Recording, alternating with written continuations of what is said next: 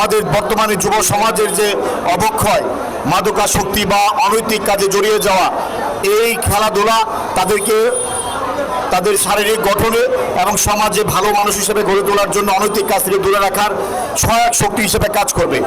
বর্তমান সরকার দায়িত্বে আসার পর মাননীয় প্রধানমন্ত্রী এই ক্রীড়াঙ্গনকে নতুন করে আবার সাজানোর জন্য পরিকল্পনা গ্রহণ করেছেন। আপনারা জানেন, নতুন করে ফুটবল টুর্নামেন্ট ইতিমধ্যে প্রথম পর্ব হয়ে গিয়েছে। আবার নতুন করে ফুটবল দ্বিতীয় ধাপ শুরু হবে আগামী সেপ্টেম্বর মাসে। শুধু তাই নয়, আগামী সেপ্টেম্বর মাসের 9 তারিখ থেকে বা 10 তারিখে সারা বাংলাদেশের একযোগে প্রত্যেকটা মাধ্যমিক স্কুল, মাদ্রাসা বা ইত্যাদি মাদ্রাসা সহ মাধ্যমিক বা কলেজ লেভেলে আবার prime ministers gold cup football tournament শুরু হবে সারা বাংলাদেশে। এমনিভাবে আমরা তৃণমূল থেকে এই খেলাধুলাকে আবার মাঠে গড়াতে চাই, যাতে আমাদের যুব সমাজ অনৈতিক কাজে জড়াতে না পারে। আজকের খেলা অত্যন্ত ভালো হয়েছে। আমি মারিয়া ইউনিয়নের টিম এবং মুর্শিদাবাদ ইউনিয়নের টিম দুই খেলোয়াড় কর্মকর্তাদেরকে অভিনন্দন জানাই।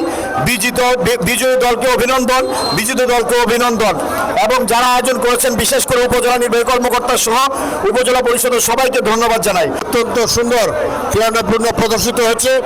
মাঠটা যদি ভালো থাকতো তাহলে মনে হয় আরও সুন্দর খেলা হতো। বিশেষ করে দুইজন গোলকিপারই অত্যন্ত সুন্দর খেলেছেন। আমি উভয় দলের সফলতা কামনা করি এবং আশা করি প্রতি বছর এই ধরনের প্রতিযোগিতা হবে।